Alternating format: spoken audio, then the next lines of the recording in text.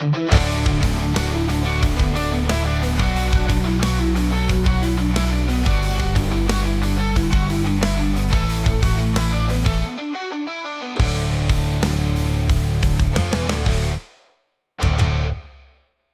llamo Oscar Jaime López Música, ese apellido me lo regaló mi mamá. Vivo súper agradecido por eso, que imagínense, trabajando con emisoras musicales toda la vida. Tengo 71 años, nací en 1954, lo que hoy en día llaman Baby Boomers. Y música con doble K, ¿no? Sí, con doble K. Música con doble K. Ok, y háblanos un poquito de tus padres. Les voy contando la historia, puede ser muy larga, pero voy a tratar de resumirla. Sí. A ver, ese que están viendo ahí es Olli Música, finlandés. Muy pobre, hizo lo posible por salir adelante después de la Primera Guerra Mundial en Finlandia, o sea, casi en el Polo Norte. El tipo empezó a estudiar diferentes cosas, aprendió 6 idiomas, entre ellos español, ruso, francés, inglés, en fin. Y me enteré no hace mucho que además aprendió a construir y reparar radios. O sea, no hacía transmisores, pero era con el tema de la radio. El último recuerdo que tengo de él, yo tenía como unos 4 o 5 años, era en la clínica Medellín, bueno, ahí cerca, donde murió de cáncer, por fumar. Tenía el techo lleno de antenas, cruzadas de antenas, porque quería oír radio de todo el mundo, siendo finlandés, enterarse de las noticias de todo el planeta. Vino a Colombia con sus hijos, trabajó en las selvas del Chocó, o sea que vino desde Finlandia, el frío más aterrador, al calor del Chocó en una selva, todavía sigue siendo subdesarrollado. Entonces una historia realmente muy interesante, que ya he contado por ahí en mis redes sociales y que creo que vale la pena mencionar después, porque si no, no acabaremos aquí. Ese fue mi abuelo.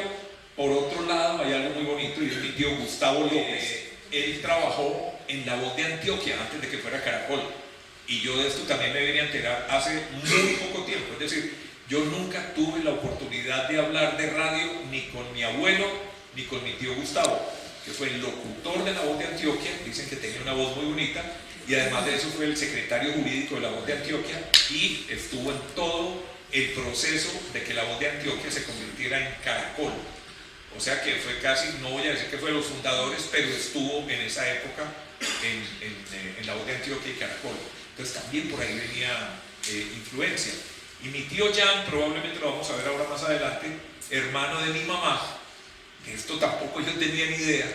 Resulta que sabía que él había hecho ingeniería electrónica y manejaba todo tipo de aparatos electrónicos y vendía esos equipos. Pero me enteré fuera de eso que fabricaba y reparaba transmisores de radio. Por ejemplo, el transmisor, uno de los transmisores de La Voz del Río Cauca fue construido por él. Yo no tenía ni idea. O sea que la radio la tengo en las venas, por todas partes. Entonces mi mamá, noruega, ¿sí?, se vino a vivir a Colombia, pues porque mi abuelo estaba en el Chocó. Entonces eran 9 hermanos. Vinieron 7 con mi abuela, se establecieron en Medellín, pues porque no se iban a ir al Chocó, pero en una época, pues imagínense ustedes, esto fue antes de la Segunda Guerra Mundial. Entonces tuvieron que venir en barco, que se demoraba 2 o 3 semanas, y después coger un avión, esos junkers que volaban por encima del río Magdalena, hasta Puerto Berrío, y de Puerto Berrío hasta aquí en tren. O sea, era una odisea poder llegar hasta aquí. También muy bonita la historia. Aquí conocí a mi papá, y en alguna noche de pasión, pues nació este bebé. ¿Ese es el bebé? Ahí está el bebé. Bueno, ese es mi papá, ya les cuento, pero bueno, ese es el bebé. Muy bien. Bueno. Y tienes un poquito en la familia, ya tus hermanos, muchos lo saben, pero no todos saben bien la historia. Te precedieron 2 músicos muy importantes para la historia de nuestra ciudad. Así es, y desde muy chiquito, claro, son 2, Iván Darío y Juancho, que hicieron parte de los Yetis, el grupo Los Yetis. Ellos son hermanos míos mayores. Iván Darío me llevaba 7 años, Juancho me llevaba 10 años, les mando muchas saludos a todos, estuve con él ahora toda la tarde. Y particularmente Iván Darío, mi hermano, él tenía una buena colección de discos y afortunadamente eran de rock, ¿sí? Entonces tenía, por ejemplo, el primer disco de Pink Floyd, tenía discos de Vanilla Fudge, pero también tenía Simon y Garfunkel, los Beatles, Crosby, Stills, Nash & Young, o sea, una cantidad de discos muy chéveres que me influenciaron mucho para entrar de lleno en el mundo de la música, en una época en la que estaba de moda era Sandro, Rafael, Camilo Sesto, todo eso, que yo decía odiar, porque en esa época, bueno, uno es muy radical y lo que no era rockero, entonces, pero en el fondo uno sabe que todo eso lo influenció de alguna manera. De alguna otra manera, muy bien. Entonces sirve esta oportunidad, se lo decía Tito antes, para también rendirle homenaje, pues Juancho, que nos debe estar viendo, y que falleció, sí, y que luego de los Yetis también fue muy exitoso. Con el dúo de Norman y Darío primero, La Mula Revolucionaria, El Principito Gamincito, Canción Protesta, y después tuvo otro dúo con José Ignacio Durán que se llamaba José y Darío. Muy bien, perfecto, gracias. Mi nombre es William Donald Stewart, apellidos Miranda Stewart Rock. O sea, este tiene doble K, música, estudió rock. Tengo una hermana, Carol, 2 años mayor. Mi papá se llama Winnie Cameron Albert Alexander, mi mamá Helen Emily Stark. Y mi papá, ¿cómo llegamos a Colombia?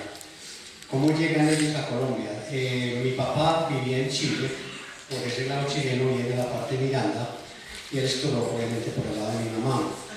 Él empezó como banquero en Chile, y a los 18 años se enroló y peleó en la Segunda Guerra Mundial en Burma. Ya terminado la guerra, quiso tratar de estudiar medicina, pero no dejaron. Y en esa época todos los días salían barcos hacia Sudamérica, después de la Segunda Guerra Mundial.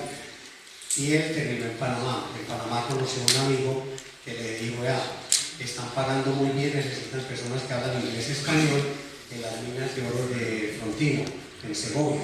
Entonces mi papá se fue a trabajar allá a Frontino Gold Mines. Después, ¿Como traductor o...? no, a trabajar allá, pues como ejecutivo. Perdón, meto la cuchara un momento, porque es que me estoy enterando de unas conexiones que no conocía. Mi abuelo, cuando llegó aquí, fue una expedición primero a las Galápagos, iban a fundar allá un nuevo mundo, eso no funcionó y se devolvió. Y cuando iba de rumbo a Noruega otra vez, consiguió trabajo en Andagoya, en Chocó, como les dije ahora, en las minas de oro también. Ahí nace mi hermana, nazco yo, y la guerrilla empieza a amenazar a todos los británicos y a todas esas personas. De lo poco, hace 10 años mi mamá me comentó que en un taxi iba mi mamá y yo, y en otro taxi iba mi papá y mi hermana. En esa época pues nosotros viajábamos en aerotaxi, que eran esos aviones pequeños a Medellín. Supuestamente nos íbamos a ir a Escocia de todos. Aquí en Medellín se conoció con otro amigo. Digo, ¿a qué te vas a ir a Escocia? O a Inglaterra. Acaba de terminar una guerra. Todo eso está destrozado, ya no hay trabajo, ¿verdad? Espero yo le consigo un trabajo aquí. Y precisamente habló con uno de los mayores accionistas de Coca-Cola. Mi papá como que le cayó súper bien. Y mi papá terminó trabajando casi 50 años con Coca-Cola y así nos quedamos aquí. Tu papá entre nosotros, todos nosotros que trabajamos en radio, era como un mito. Entonces, ¿dónde lo ves? Papá trabaja en Coca-Cola. Sí. Y todo el mundo fregado, Coca-Cola paga, Coca-Cola paga. Además, por eso somos amigos, porque yo iba detrás de la Coca-Cola del papá. Y influencias, o sea, ¿sentiste, había un ambiente a través de la música o de la radio? O sea, a mi papá le fascinaba, no sé por qué, terminaba la guerra, cantaba todas las canciones que ellos cantaban en la guerra pues para animarnos y toda esa vaina. Y por el lado de mi mamá, ella sí ponía Colibrí Estéreo todo el día. Y la muchacha de servicio de La Voz de Colombia, que no sé si se llamaba La Voz de Colombia en la época, entonces tenía esos Radio Junín. Radio Junín. Radio Junín, sí. Ok, muy bien. Entonces, ustedes ya, ahora sí ya vamos a ver en rural. Entonces, ustedes, ¿cómo se conocen? O sea, ¿por qué se conocen? ¿Y en qué momento llega esa idea de hagamos una emisora comunal, emisora Pirata. comunitaria. No, se llamaba un proyecto experimental. Si quiere cuento yo un poco mi versión, ya Don Nico contará la suya. Norman Smith hacía parte de los Jetties, era el bajista del grupo Jetties. Vivíamos en el mismo barrio y pues era de uña y mugre con mi hermano Iván Darío. Y Michael era más o menos de mi edad, creo que es un año menor o dos. Éramos muy amigos en el barrio, montábamos bicicletas, hacíamos de todo. Un día, no sé cuántos años tenía, por ahí 15, no sé, 16, no sé cuánto. Un día voy caminando por el barrio y viene Michael Smith acompañado de un monito con cara de gringo, con un sombrero, en bermudas, No, sombrero no. y con un machete colgando aquí. Veía la mina. No sé por qué andaba con machete. Y entonces me lo presentaron, ya no sé si yo ni los fue a contar porque andaba con machete. Entonces, imagínense un gringo en tenis, en bermudas y con un machete colgando. Sombrero. Ahora, si no estoy mal, la muchacha de servicio de esa época, Isabelita, que descanse en paz, que gran persona. Él decía, váyase armado porque este barrio se puede volver muy peligroso. La llegada mía aquí a Medellín es porque yo empecé a estudiar, en esa época, cuando ya radicados todos en Medellín, había una comunidad muy grande de británicos, alemanes y holandeses.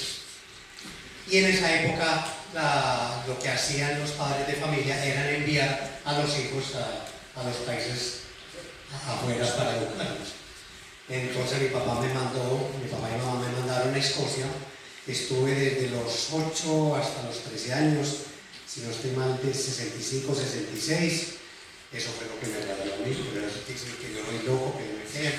Nunca tuve que me cuidara, que me enseñara, todo eso. Y ahí fue empecé ya con la afición de la música. Había 3 cosas prohibidas en ese internado: revistas, cómics, dulces y todo lo que tuviera que ver con música. El compañero mío, que era de Australia, con miedo que pronto lo echaran, me regaló el radio de él. A mí sí no me daba, pues, como fresco, como toda la vida. Entonces ahí empiezo yo a escuchar emisoras, entre comillas, piratas. En esa época la BBC, que es como la radiodifusora de Colombia, no tenían una emisora de música pop. Entonces uno escuchaba una emisora que se llama Radio Luxembourg, que venía desde Luxemburgo, y habían 2 emisoras piratas, uno de ellos siendo el de La Carolina, que hay una película muy buena de eso. Entonces ahí yo ya empiezo a escuchar a los Rolling Stones, a los Beatles, etcétera, etcétera. Y me acuerdo el primer sencillo que yo compré fue un Double A-Side, fue en octubre de 1968, y el Double Side era Come Together por un lado, y por el Come Together y Something. Y dice que es el único sencillo doble A de los Beatles, pero yo no tenía tornamesa ni nada, ¿sabes? Y ya, pues, tiempo después termino en el colegio internado y el rector del colegio llama a mi papá y dice: vea, su hijo para la música y para lo que es los deportes no hay nadie que le gane en este colegio, pero él se acaba de presentar a 4 bachilleratos en otros colegios internados y no pasó ninguno.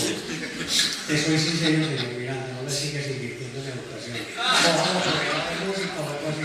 Y ya regresó a Colombia, y ahí es cuando me encuentro con Tito. De ahí el sentimiento empático con Gabriel Muñoz cuando perdió 6º bachillerato.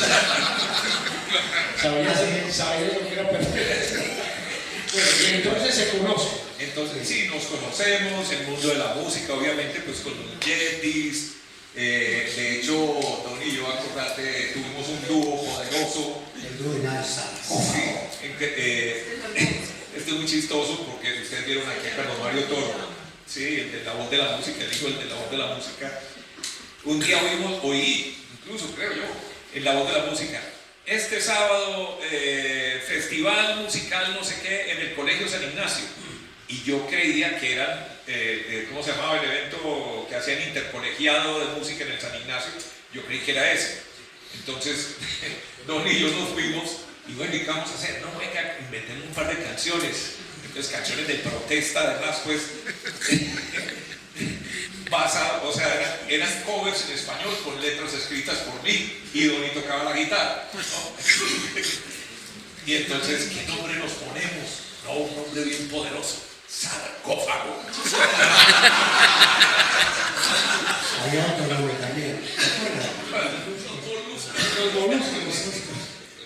No, hermano, y llegamos nosotros y el temor, ¿no? Yo era Instituto del Poblado, él era el Columbus School, hablamos con el Grillo Toro, él no tenía ni idea por qué estábamos ahí, pero él vivía en el mismo barrio de nosotros, es que esa historia es muy bonita. ¿Lo contó?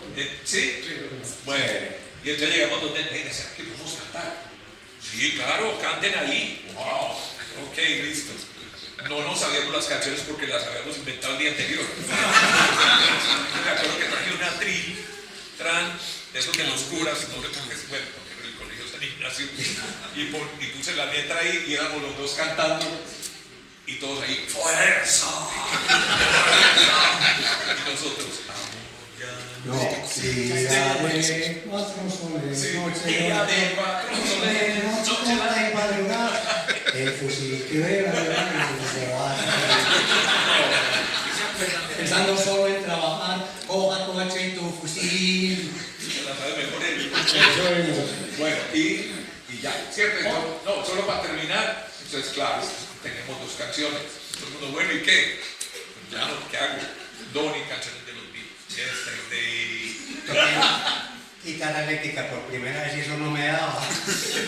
Bueno, el caso es que nos metimos en el mundo de la música, bueno, perfecto, y un vecino mío que estudiaba electrónica, un curso de electrónica en alguna academia por aquí, entonces me dice, Tito, venga, usted que le gusta eso de los cables y las cosas y pegar y poner el parlante, no sé qué, ayúdenme a montar este proyecto que sacó de un libro de mecánica popular, no sé si saben que era mecánica popular, bueno, este era un librito con un resumen de proyectos y me dijo, montemos esta emisora que la tengo que presentar, ese es el trabajo que tengo, ok, listo.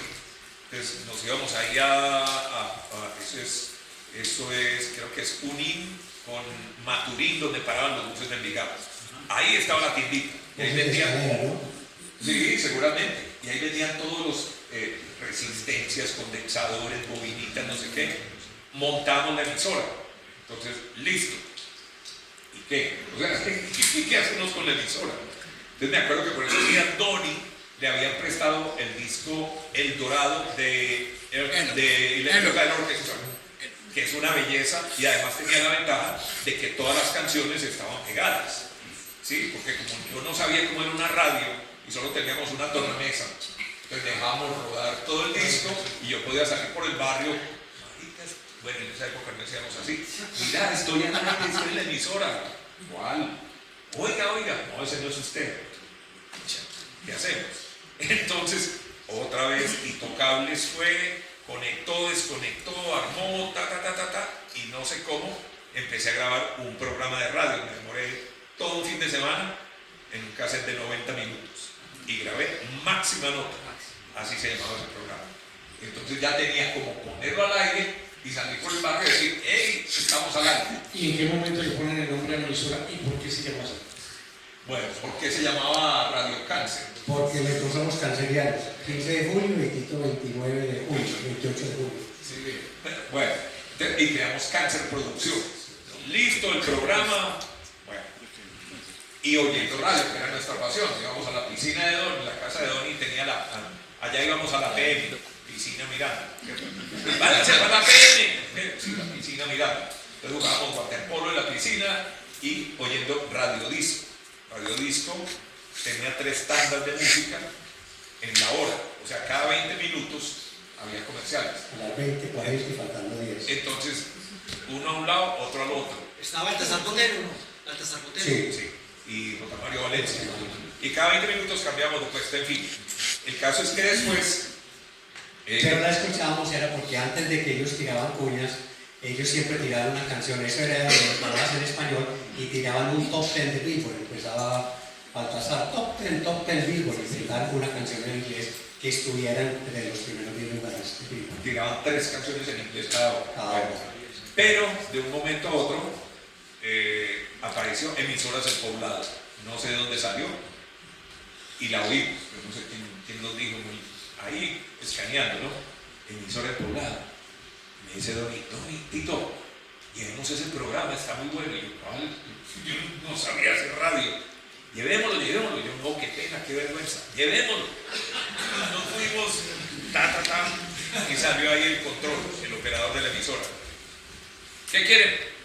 No, mira, que tenemos un programa de radio. Ah, sí, yo le digo a mi jefe, chao.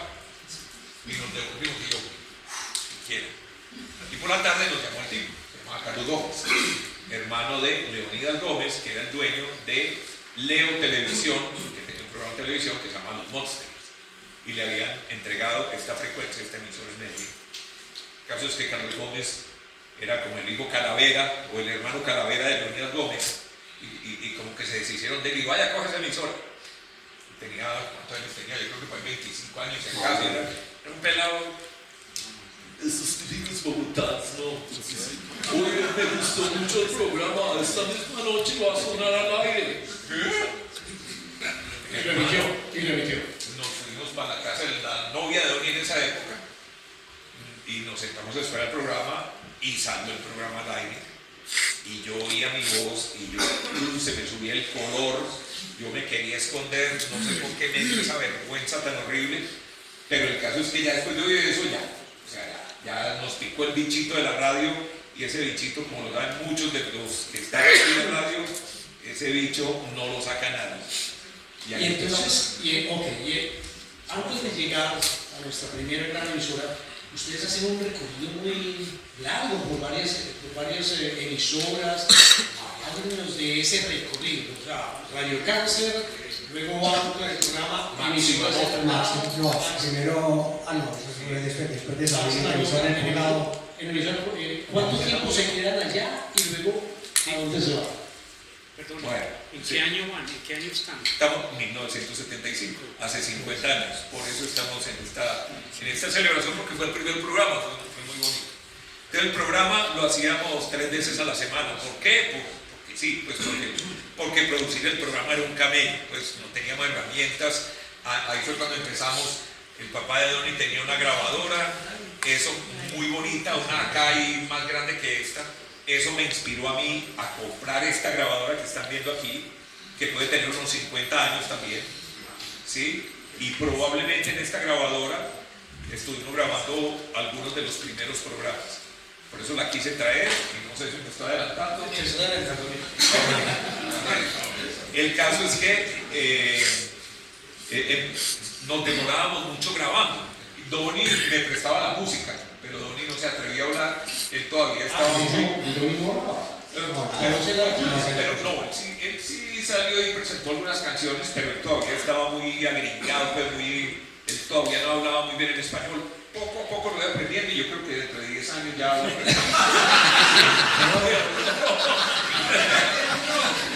Ya se le entiende algo, Entonces, listo, hicimos ese programa, se llamaba Máxima Nota. Uy, qué nota, hermano. No, la máxima nota. Y nota musical, entonces el nombre del programa, Máxima Nota. Ahí estuvimos, no sé, yo creo que 3, 4 meses haciendo el programa. Doni peleó con el gerente, nunca supe por qué. No, fue porque el programa, al último, pues ya estamos haciendo el programa en vivo. Entonces yo no sabía manejar una consola y tampoco pues tengo paciencia para eso. Entonces Tito manejaba la consola y supuestamente yo era el que hablaba. Yo no era capaz de hablar. Tito me tenía que decir, bueno, acabamos de escuchar a Elton John, él le tenía que escribir todo. Y un día este berraco me metió en la cabina, se prendió el bombillo, hable. Entonces era todo lo que yo no sabía ni cómo hacer. Y así fue que Tito me la montó. Y yo no sé qué. Que haga lo que quiera. Es que me alargo mucho, pero es que la anécdota es muy buena. Entonces, el gerente apenas nos vio a nosotros, pues dijo, si ellos hablan, yo por qué no. ¿Sí? Nunca había pensado hablar en la emisora, pero nos vio a nosotros y dijo, no, yo también. Entonces dijo, Bueno, yo quiero hablar con ustedes, hagamos lo siguiente, a ver.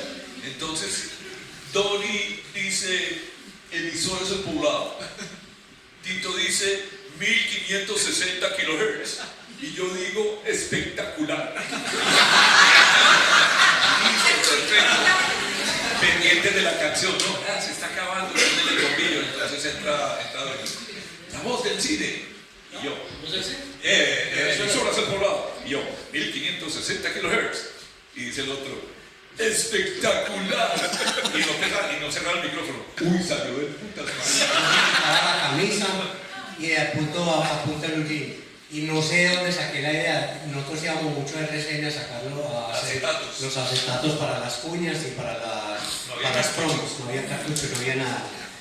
Y yo tenía, y entonces le ponía una media al micrófono.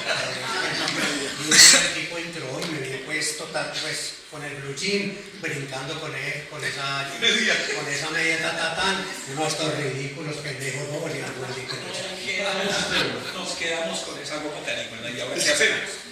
Entonces, la voz de la música había estado en el barrio de nosotros, ya se había trasteado en Envigado, así diagonal a la bomba Texaco de San Marcos, ahí estaba.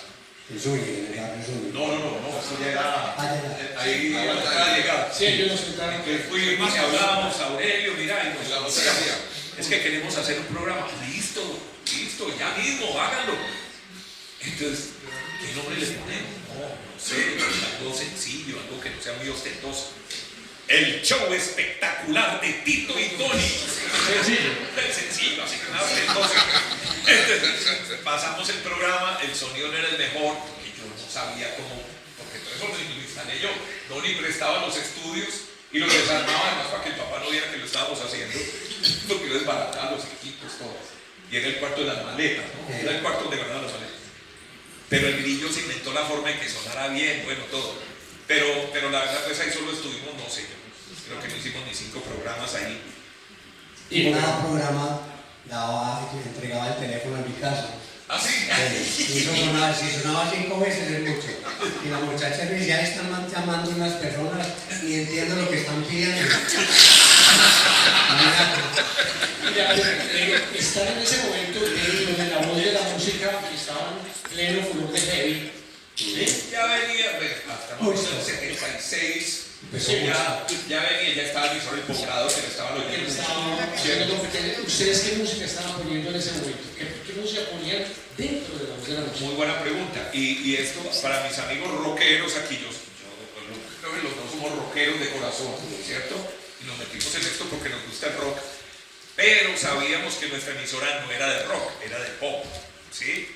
Entonces, pues aunque poníamos Black Sabbath y Led Zeppelin en algunos espacios, realmente lo que poníamos eran los éxitos del momento y procurábamos que fueran los éxitos de Estados Unidos, porque es que hay que entender que Medellín era una parroquia, no lo digo despectivamente, sino que realmente estábamos muy atrasados y las disqueras se demoraban mucho en sacar los discos. Es decir, aquí un número 1 en Estados Unidos se venía a conocer a los 6 meses o más, ¿cierto? Pero la ventaja es, particularmente Donny, que estudia en el Columbus School y que el papá viajaba por ser pues, el gerente de la embotelladora de Coca-Cola y bueno, todo el cuento. Él conseguía mucha música en discos sencillos y eso era lo que poníamos, ¿sí? Entonces, éxitos de Inglaterra, éxitos de Estados Unidos de las listas, que nadie más estaba poniendo en ese momento. Radiodisco, pero Radiodisco ponía 3 discos en la hora, ¿cierto? Entonces tampoco Pero era los mismos 10 temas todo el tiempo. y los mismos 10 temas toda la semana. Entonces empezamos a poner esa música. Muy bien. ¿Y cuánto tiempo están ahí y luego a dónde saltan? De ahí, la voz de la música, como dije, estuvimos, yo creo que no más de 3, 4 programas y empezamos, ¿qué hacemos? Empezamos a pensar. Y no sé, Donny, cómo conoció a... ¿cómo se llama este? De la voz del Río Grande. Alonso Gómez. Alfonso Gómez Barrios. Pero antes de eso, hicimos 2 programitas, 1 o 2 programitas en radio, la emisora de baladas de RCN. ¿Sí? ¿Radio musical? No me acuerdo cómo se llamaba. Radio Éxito.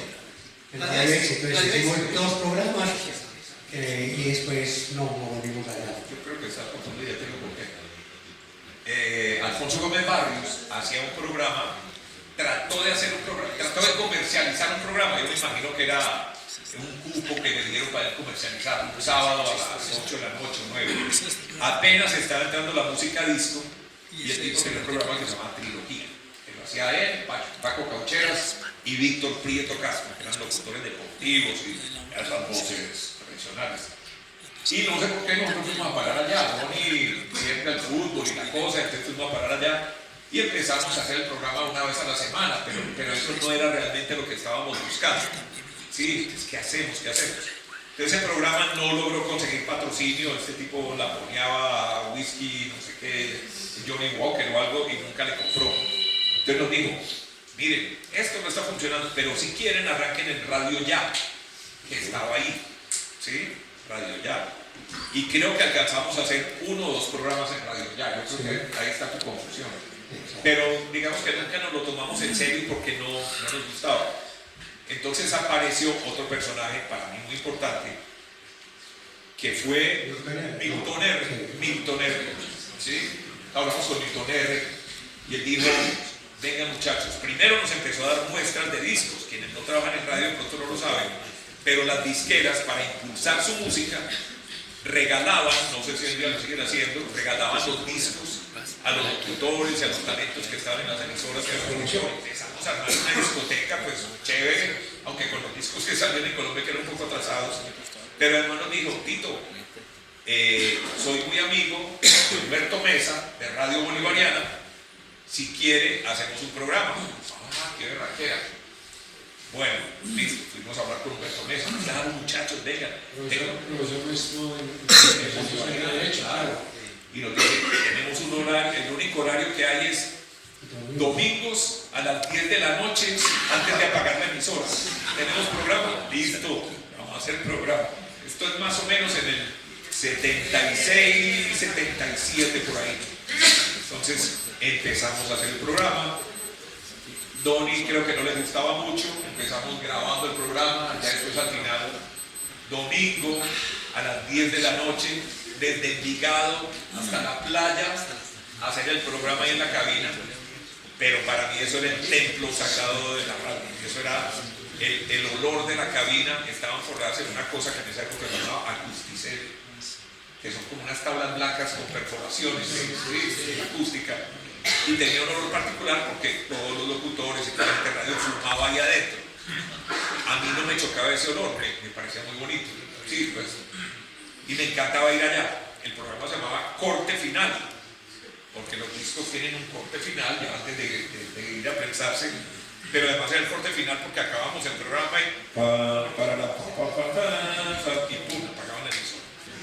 Entonces, ahí estuvimos. ¿Sí? Hasta que en 1978 alguien nos dijo, que nuestro amigo Guafaro Aramburu, nos dice, oigan, hay una emisora nueva por ahí que me pillé. No sé, se llama La Voz del Cine. ¿Qué quiere decir La Voz del Cine? ¿Qué idea? Estábamos Tito y yo, si no estoy mal, en el campestre, todos los días íbamos a Tito y yo en el gimnasio, y todos los días almorzamos en el campestre y estamos allá y empezamos a escuchar la emisora La Voz del Cine y nos dimos cuenta que el tipo ponía el disco a rodar con el bache y todo, entre canciones. Ponía un disco de Rafael, por ejemplo, y lo dejaba rodar. Y para cambiar el disco ponía la identificación de la emisora, voltea el disco y raro. No, pero no, era una canción. Eso se llamaba. La música ponían. No, pero en inglés y en español, y creo que ponía unos temas instrumentales sobre todo. Eso hacía parte de una empresa que se llamaba el Radio Sistema Federal de Antioquia. Y esa emisora se la habían entregado a Guillermo Inestrosa y Sasa, precisamente porque iba a ser de una emisora pues para hablar de cine y todo eso. Y el tipo fue una vez y nunca volvió. El caso es que, ¿cómo hacemos para entrar allá? ¿Qué hacemos? ¿Qué hacemos? Y empezamos a averiguar y resultó que el gerente y socio se llama Mario Gutiérrez, no sé si todavía existe. Una hija de Mario Gutiérrez, compañera del colegio que tengo aquí a la derecha. Ese fue el gancho. Entonces, esa historia porque usted llegó y pues obviamente... Bueno, entonces Tito decía, ¿qué hacemos? Y no, vengamos, alguien nos consiguió la cita con Mario. Fuimos allá en el piso 2, edificio de la Libertad, en el centro. Y entonces, pero me acordaba de muchachos que no, es que yo acabo de venir de Inglaterra, acabo de trabajar con la BBC de Londres. He trabajado a favor de Estados Unidos, soy corresponsal de la BBC en Londres y no me gustaría trabajar en radio con mi compañero Tito. Y de uno el tipo, listo, cojan esa emisora. ¿Cuánto quieren que ni preguntamos por plata? Y el tipo, no, les voy a pagar eso. No, es que no nos paguen, es que no tenemos la plata. No, es que les tengo que pagar. No, es que no nos interesa la plata, es que este es el juego de nosotros. Queremos poner, tenemos música para poner, préstenos, regalen la emisora, déjenos manejar. Por favor, no, es que les tengo que pagar, seguro otro. Hasta que lo ha dicho, el tipo nos convenció a oír. Que ellos tenían dos emisoras, esta y Radio Popular. Tenían intereses políticos con Radio Popular, con su noticiero y toda la cosa. Entonces, la parte del cine, esa emisora que las compraron al sistema Colibrí. Ustedes sí están encantados con la emisora. Uno de los socios, Jaime Saldarriaga, que pronto ustedes conocieron, que era socio de unos teatros, del Teatro Tropicana, creo que del Tux, del Odeón, él era socio. Y yo creo que ahí también estaba el interés del cine, ¿sí? Entonces no sé si también pensaban poner música, bandas sonoras y eso. Yo la verdad nunca supe por qué la emisora se llamaba así. Ok, una pregunta. Entonces, le sueltan la emisora y cómo se arma el equipo que se va a volver un equipo institucional para todos nosotros. O sea, cómo llegan esos compañeros de equipo, Carlos Alberto Ríos y John Jaime Muñoz, al equipo de ustedes, que eran dos, y cómo se vuelven cuatro. Que conste, perdón, antes de responder la pregunta, a los 15 días Mario Gutiérrez me llama. Yo quiero Mario, ¿qué más? Pues porque me metiste. ¿Tú no trabajaste en la BBC? Y yo, no, tenés toda la razón que no, pero están haciendo un trabajo muy bueno. Y me complemento. Yo trabajaba en San Diego, yo era director de publicidad del Centro Comercial San Diego, y Doni trabajaba en Coca-Cola medio tiempo como en el laboratorio de... Eso, esencias y concentrados donde se hacían los premios rojos. Eso. Y esto era nuestro divertimento, pero nos pagaban. Entonces yo en San Diego, y les voy a contar la cifra, me ganaba 4.000 pesos. Estoy hablando de 1978. Era un salario bueno. Sí. Y en La Voz del Cine me ganaba 2.000 pesos.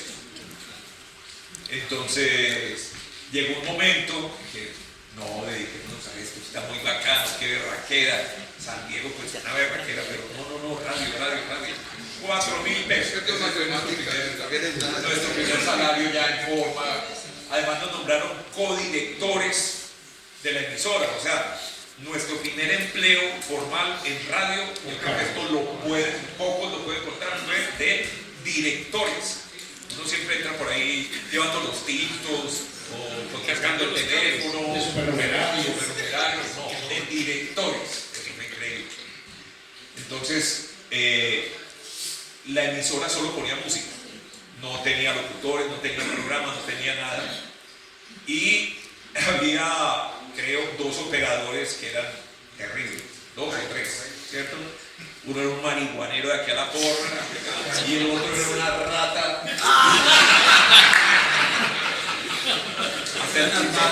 Hasta el punto de que empezamos teníamos varios discos, pues teníamos discos ahí, no solo de la emisora, sino de nosotros, unos álbumes del cara, pues, no, mejor dicho, toda la colección de los Beatles, toda la colección de Led Zeppelin, toda la colección de Lazaro, todo lo del Elton John, no sé qué, y se empezaron a desaparecer los discos. ¿Dónde están los discos? No lo encuentro. Hasta que Doni un día me pregunta, ¿eso fue el ratón? ¿O fue el ratón? ¿O era el otro? León. Y le dice, vos te estás robando los discos. No, ¿yo? Vos te estás robando los discos. No. Es más, si quiere, vamos a mi casa y verá que no los tengo allá. Y Don Ivo agarró la mano, vamos para nuestra casa. Y se fueron y allá tenía toda la... Entonces esta gente pues obviamente salió, entonces ya llegó John Jairo, ¿cierto? Primero llegó Carlos Alberto. Él era operador de Radio Popular. De la emisora hermana.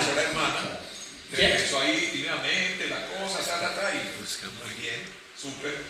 Y ya ¿Pero después, ustedes lo vieron o se los pusieron ahí? O sea, ¿ustedes vieron a ese muchacho, vale, vamos a llamarlo o...? no me acuerdo. No. No me acuerdo, pero éramos ahí los mismos y nos hablábamos entre Yo lo todos. fregaba mucho porque él ponía, como en esa época eran puros discos, muchos discos, casi todos los discos eran en 33. Y uno pasaba, en esa época, uno ponía las, no sé si acuerdas esas tornamesas, aquí era 78, 45, Sí, sí, 33. Y todos los discos de 33, yo pasaba al lado de él y se los ponía en 45. O sea, yo creo que de la pena de hacer tantas embaladas, le dije no. Y era bien presentado, era un bacán, sí, Muy muy educado, juicioso, muy juicioso. A diferencia de los otros que teníamos ahí. Y John Jairo nos contó la historia hace un par de días, pero no tomamos memory pills, entonces no, pero el caso es que John Jairo también llegó a la emisora. Él empezó ¿Casi al mismo tiempo? Sí, sí. Y ahí ustedes como... Entonces hacíamos los cuatro, digamos. Exacto, ¿cómo es? Esta es la parte, digamos, del diseño de la emisora. Entonces, ¿cuántas horas por turno? ¿Cómo organizaron eso y cómo organizan el reloj, digamos así? Eso es bien bonito. A ver, primero los turnos. Carlos Alberto por la mañana, creo. John Jairo no sé a qué horas estaba. Creo que yo tenía el turno de 3 a 6 de la tarde, algo así. Donny no me acuerdo si hacía por la tarde o por la noche. por la tarde porque trabajaba en Coca-Cola de 8 a Exacto. 12. Que nos repartíamos los turnos de 2 o 3 horas. Eso sí, pues nos aprovechábamos un poco de Carlos Alberto y de John Jairo. Sí, entonces, estábamos un día bonito y me decía Donny, vámonos para el Llano Grande. Vamos. Y John Jairo, empatá en música y si quieres hablar. Y así fueron saliendo. Y así fueron fueron hablando. Y así, sí. Y Y no. nadie nos cuidaba, nadie nos miraba, ya en la emisora no nos pagaban bolas porque les interesaba era la emisora política, digamos, ¿cierto? Los noticieros. La emisora la pagan a las 12, Ah, ok. Ya. de 6 a 12. Ok. No te mandé la grabación, la tengo. Y era pues una frase toda compuesta. Hoy hemos cumplido ya con nuestra labor, esperamos que ustedes tengan una buena noche y mañana amanezcan con el menú no sé qué, a continuación, las notas marciales del himno nacional de la República, pum, apague, ¿cierto? Eso. Y a las 6 de la mañana, buenos días, estamos de nuevo para España, que esa era la radio tradicional. Era la verdad. Bueno, y el reloj. La obra, cuando ustedes dicen, bueno, vamos a hacer lanzadiscos, o vamos a hacer una emisora de clásicos, o cómo. Yo creo que eso no lo teníamos tan claro, porque primero llegamos a poner la música que nos gustaba. Pero Donny era muy estudioso. Él oía radio, él escuchaba las emisoras, él conseguía cassettes grabados de Estados Unidos, de Inglaterra, y entonces él tenía una fórmula y era que una canción suave, una canción rápida. Eso lo aprendí la segunda vez que fui a Miami con mi papá. La BBC. No, era una emisora WGBS, Music Radio 7000, en Miami. Y era una emisora top 40 muy buena. Como no sabía el nombre de las canciones, yo trataba de coger la parte del coro y ponía cualquier cosa. Y al lado ponía si era disco, movido, suave o rock. Entonces iba inventando los nombres de las canciones y al lado estaba cantando. Entonces le mostré eso a Tito. Y para no alargarlo mucho, hicimos un cajoncito con disco movido, suave, rock, nuevos, viejos y archivos, algo así. Y hay una cosa muy chévere. Ahora, perdón. Y estudiando eso me di cuenta que pues en esa emisora eran 4 movidos y 1 suave. O sea, siempre era... Encontraste. Sí, encontré que eran 3 movidos y 1 suave. Encontraste el patrón. El Exacto. patrón de programación. Sí. Y era muy chévere porque uno, o sea, estaba el cajón con los discos, con la música movida, con la suave, con la disco, creo que eran los 3, y los del archivo. Pero el disc jockey podía escoger la canción que quisiera, siempre y cuando siguiera con ese patrón, ¿sí? Entonces, movido, suave, movido, disco, movido, no sé qué. Entonces uno sacaba el disco, lo ponía y lo volvía a guardar ahí. En la parte de atrás. Entonces, digamos que cada disc jockey tenía su sabor, ¿sí? Porque no había un orden estricto de canciones, solamente el formato, pues, cualquier forma. Pero las canciones, probablemente yo era más rockero, Donny era más no sé qué, John Jairo era más discotequero, estoy inventando, ¿cierto? Entonces, yo creo que fuimos creando unas personalidades que que nos distinguían de cada uno a pesar de que hacíamos parte del mismo equipo. Para que la música rotara más, Tito dijo, vea, para que la emisora no suene como tan de cada uno personalizado, hagamos una cosa. Si en los nuevos hay 7 canciones, Donny, cuando usted llegue el turno, usted va a poner la primera canción, guste usted o no, la tenés que poner. Y cuando termine, la pone atrás. La pone atrás, sí. Entonces hacíamos eso, pero eso no funcionó porque entonces uno, esta no. Uno ponía la música que quería. Sí. Ahora la música generalmente era Donny el que seleccionaba. Y era una cosa muy interesante. ¿Por qué? Porque la música, como dije ahora, se demoraba mucho en llegar a Colombia. Teníamos una emisora muy fuerte de competencia que era Radio Musical. Que Radio Musical era mucho más comercial, ponían lo que estaba más de moda, nosotros éramos más vanguardistas. Además, porque yo creo que el 60% de la música que poníamos no se conseguía aquí, ¿cierto? Entonces, y empezamos a traer música de Estados Unidos y de Inglaterra. ¿Cómo traeremos esa música? Y no sabíamos nada de encuestas, nada, ni los preguntas, pues nada. Mi tío, que vivió toda que en paz descanse, o descanse en paz, cada semana nos enviaba la música, todas las nuevas entradas al top 10 de Inglaterra. Y cada semana el periódico, lunes, martes, miércoles, jueves y viernes, nos lo enviaba. Era The Sun, el periódico The Sun, que es como decir el que hubo. Y en el periódico de The Sun había una sección, una hoja entera que se llamaba Pizarro, y eran puros chismes, estaba siempre el top 10 y los chismes de toda la farándula. Entonces, esa fue nuestra primera fuente de información. Luego, era fanático de onda corta. Empecé a escuchar la voz de Estados Unidos, todas las emisoras musicales que tenía la BBC, el World Service de la BBC. Tan es así que a Tito y a todos nos mencionaron una vez porque mandamos una canción de eructo. Entonces el tipo, unos locos en Colombia que tienen que tratar. Pues espectacular. Bueno, Entonces, así hicimos eso, dijimos la voz del cine, su punto de referencia. ¿Por qué? Pues porque poníamos la música realmente que estaba de éxito, no las viejeras, entre comillas, que ponía Radio Musical, que no eran tan viejas, pero nosotros sí teníamos este pilón. Y decíamos, para cerrar aquí, trajimos Casey, el American Top 40. en voz del cine. En abril de 1979 trajimos a Casey. Y entonces, ese yo tenía un costo, ¿eso lo daba la emisora? eso lo pagaba la emisora. No. ¿Y ¿La facturación estaba bien?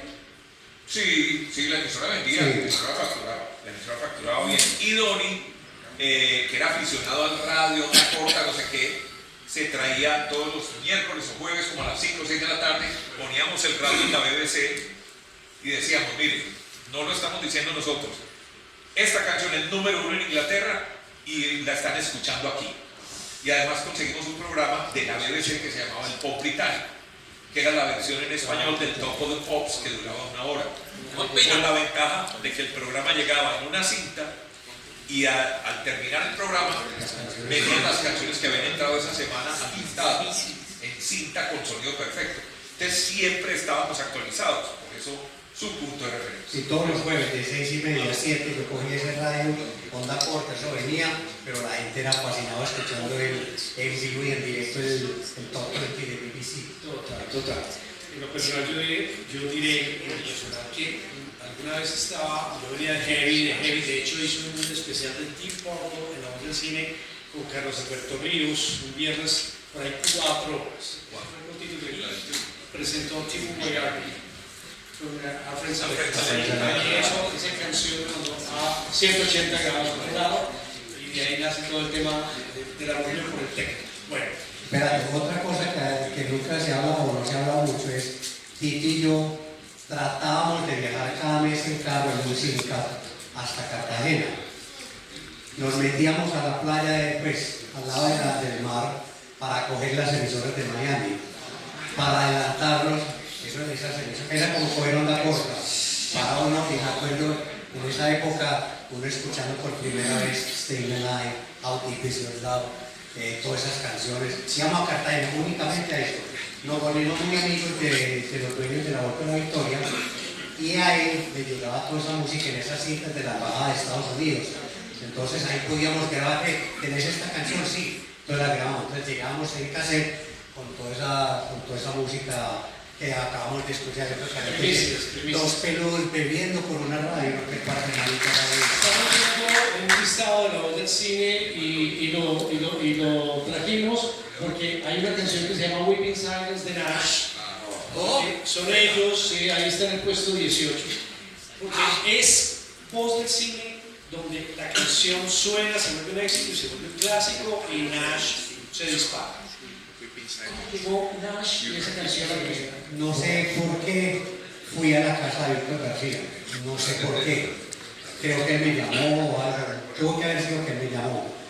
Gracias a él me enseñó todo lo que es el rock progresivo y me encanta el rock progresivo. Y él me mostró esa canción y me dijo, Donny, tengo una canción, es en inglés, es un cover de Uriah Heep que grabaron en 1978, si no estoy mal, escuchadla. Yo ahí mismo escuché esa canción y digo, uy, no lo he visto. Creo que se lo presenté a Tito también le gustó y ahí mismo empezamos a No estaba el disco. Fue una cinta. Una cinta. no había grabado en un cassette, el cassette o alguna. Se haga yo un paréntesis porque ese fue, yo creo, tal vez el inicio de que empieza y que es el motivo de este museo y de todo lo demás, ¿cierto? De mezclar la radio con la música y es cuando empezamos a trabajar, ¿sí? No digamos que nos abanderamos de los grupos locales, pero llegaban con sus discos y si cabían dentro de la programación, sonaban. Entonces, digamos, Weeping Silence sonaba perfectamente, ¿cierto? Y como eso, había otros grupos, y entonces llegaba Carbure, llegaba Alive, llegaba Pilo. No había mucho, y muchos ni siquiera tenían grabaciones. Pero, por ejemplo, yo recuerdo, que probablemente muchos de ustedes no recuerdan, había un grupo que se llamaba Alive, que hacía covers de los Beatles.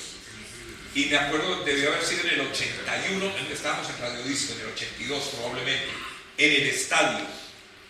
Y ahí, la muerte de John Lennon, el 9 de julio, teníamos un especial de la BBC de Londres, la última entrevista que le hicieron a John Lennon, eso lo teníamos, y pasamos la entrevista en español con Juan Peirano, y yo me llevé al grupo, a Live, a la emisora, instalé micrófonos, todo, esta grabadora, una consola que yo tenía, y grabamos varias canciones de los Beatles. O sea que teníamos la música grabada de ellos, pero teníamos música en vivo interpretada por el grupo, además grabada, para asegurarnos que el sonido pues, fuera mejor que estando en vivo.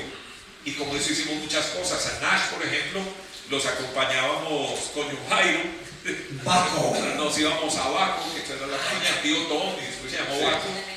Y ellos tocaban allá y yo me subía con mi grabadora y con la consola y los grababa y les regaba los cables y todo, porque eso es lo que me gustaba. Suncho, el popular Piquillo, que lo veíamos pasar en bicicleta por el Vigado en la casa, en su chopper, era una chopper así, con el tenedor así largo, con su mochila aquí colgada y la melena volando, y en el Castillo, me acuerdo particularmente, hizo un concierto, La Nube de Marihuana, pero también lo transmitimos por el micrófono con sonido pésimo, pero nos gustaba y nos metíamos con eso, ¿cierto? Era eso, era la intención. ¿Por qué se llaman de La Voz del Cine y llegan al disco Secage? La Voz del Cine porque nos echan. Estamos en La Voz del Cine y las emisoras las compró el Grupo Radial Colombiano. Nos mandan el director de Radio Color. El director de Radio Color y estos, perdón la palabra, el término. Cambió el ambiente. Traquetos, porque además son, ¿cierto? Condenados. Bueno, no estoy diciendo aquí nada que no sea verdad. Pero dijimos, no, qué pereza. Yo tengo la fortuna de que salí del colegio del Instituto del Poblado con dos compañeros que fueron muy importantes. Uno, Juan Rafael Arango, el papá era el socio principal del sistema Colibrí, era gerente de Bancoquia, Roberto Jairo Arango, ¿sí? Era el dueño del emisor. Y Papocho, Carlos Mario Restrepo, también salió conmigo, era el mejor amigo de Juan Rafael. Entonces, cuando vimos todo eso ahí en La Voz del Cine y nos quitaron el nombre de La Voz del Cine, no, ahora se va a llamar HJDN, y nos metieron un locutor ahí, ¿se acuerdan que era como ya? Ah, qué boca, Ahí llegó la hermana. Le vamos a cambiar el nombre por Radio Color. No, hermano, chao. Entonces yo hablé con Carlos Mario. Le dije, venga, hermano, tenemos esto. Vénganse, ya mismo para acá. Entonces logramos irnos. En ese interín, nos dejaron trabajar hasta fin de mes, ¿no? Faltaban 15 días. Y nosotros seguimos al aire en la emisora. Pero obviamente ya la sensibilidad y el temor de los gerentes estaba ahí latente. Con que irán a salir estos, hay que tener cuidado. Pero nosotros ahí sin pensarlo, llegó, creo que el Racatapú Chinchín, pero llegó en versión instrumental por una banda de no sé dónde, ¿sí? Y dice Don y les voy a presentar el número 1 en Inglaterra esta semana. Y ahí mismo vino el gerente y dijo, se van ya. Radio Disco era una emisora que oíamos y que amábamos, ¿sí? Y no crean que no Y es... tenía buenas, por fin tuvimos una emisora que sonaba bueno, claro, uno peleando cuando estuvimos en La Voz del Cine, pagando un burgo de plata por esos programas de la red de Londres, y uno llamando a Bogotá, ¿cómo llamaba la emisora? Radio Reina de Colombia. Radio Rey de Colombia, una emisora De radio Chiquinquirá. de Chiquinquirá, a ver si por favor le pueden bajar un poquito de potencia, no, con mucho gusto, y al otro día se le subieron el triple. Éramos poniendo, no sé, 6 de la tarde, entraba esa emisora y nos tapaba. Y a esa hora estábamos, no sé, poniendo una canción de Black Sabbath, pero la emisora Radio Reina de Colombia es de ¿cómo se llama? La arquidiócesis de Chiquinquirá, nada menos, ¿sí? Y a las 6 de la tarde rezaban el rosario. Que prácticamente pasamos de La Voz del Cine a Radio Disco tal como era. Y vimos que las letras de la emisora, las letras de identificación ante el ministerio, HJZH. Entonces dijimos, vamos a poner, perdón, un cuento aquí chévere. Entonces, Radio Disco, la música disco ya estaba pasando, estamos hablando 82. Entonces, ZH sonaba más como rockera, como un filo más chévere. Entonces, ahí arrancó Disco ZH. ¿Cuál es la característica, digamos, del Radio Disco ZH como emisora en esa nueva etapa de cara a lo que era ya una nueva década, los años 80? Yo creo que nosotros seguimos con lo mismo, ¿sí? O sea, pasamos de La Voz del Cine a Radio Disco. De hecho, nosotros publicamos por nuestra cuenta un aviso en el periódico El Colombiano diciendo nos vamos con nuestra música, ¿sí? Y nos pasamos. Pero yo creo que la programación era básicamente la misma. Radio musical era muy fuerte de toda el área. Las famosas cascadas musicales. Las cascadas musicales. Entonces arrancaron con las cascadas musicales y nosotros, ¿qué vamos a hacer contra eso? ¿Qué hacemos? Entonces se nos ocurrió que Donny hiciera un programa que se llamaba Vibraciones. Yo había viajado a Estados Unidos y había traído unos pedales de esos de grupos de rock. Entonces, tenía un flanger, tenía un chorus y tenía un delay. Teníamos un poco de... Entonces, Donny era hablando con esos efectos de sonido. Vamos en vibraciones. ¿Cierto? O sea, tratando de llamar la atención porque sabemos que la cascada era muy fuerte. Creo que siempre nos cascaban, pero era muy divertido. Y Donny, no sé si se acuerdan, Donny presentaba. Y ahora viene la canción de yo no sé quién y pum, se tiraba de para atrás en la silla. Y caía al suelo. O sea, Donny era muy loco al aire, la verdad. Sí, muy apasionado.